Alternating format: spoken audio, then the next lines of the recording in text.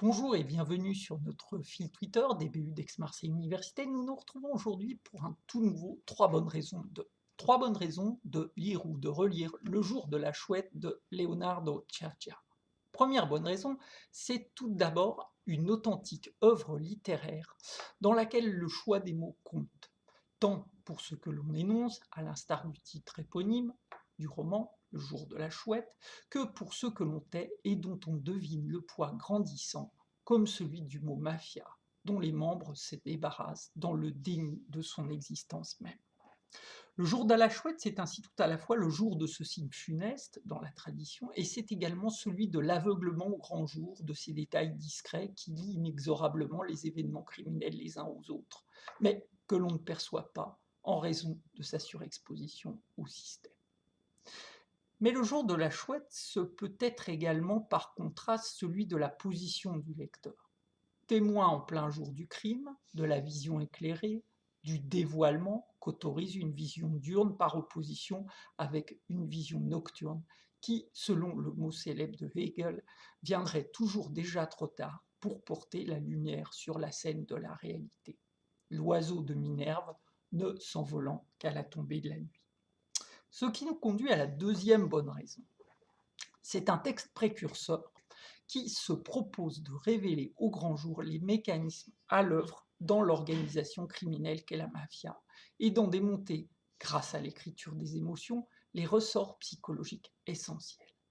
Ainsi, la peur s'invite-t-elle d'emblée sur la scène, au même titre que la rétention de la vérité, que la parole escamotée dans les versions les plus complexes des dépositions qui sont tout autant d'art de la fuite.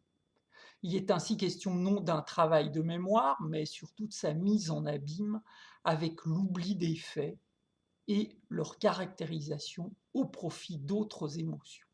Ainsi, le crime organisé se travestit-il volontiers en crime passionnel pour briser les chaînes de son déterminisme.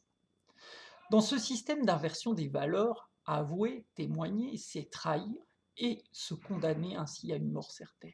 Ciaccia désigne déjà ce que les travaux historiques nous montrent aujourd'hui dans les repères qui jalonnent l'histoire des clans, parties intégrantes de la mafia. Autrement dit, cette tradition majeure selon laquelle les familles sont dépositaires d'un pouvoir qui, contrairement à celui de l'État, n'est pas exogène.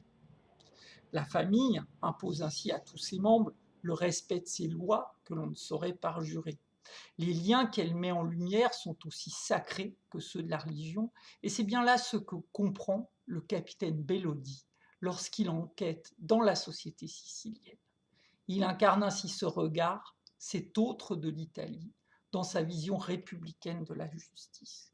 Cette légitimité qu'il tente de faire valoir nous montre ainsi l'âpreté du combat face à un ennemi omniprésent dont le travail souterrain et l'influence s'étendent au plus haut sommet des chaînes de décision politique.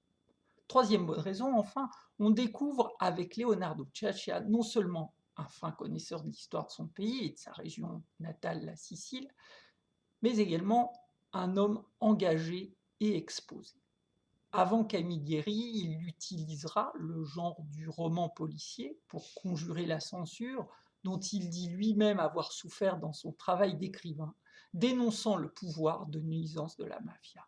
C'est cette démarche dont a hérité aujourd'hui Roberto Saviano, un autre auteur et journaliste napolitain, dont l'engagement total contre la Camorra lui vaut aujourd'hui d'être exilé suite à la publication de Gomorra, son livre Enquête sur les pratiques de la mafia, qui était porté à l'écran pour le cinéma et pour le petit écran en une série dont la troisième saison est diffusée actuellement. Les vacances étaient déjà proches pour beaucoup d'entre vous. N'hésitez pas à vous tourner vers vos BU pour emprunter tous ces documents et également pour faire d'autres provisions de livres et de DVD pour l'été. À très bientôt!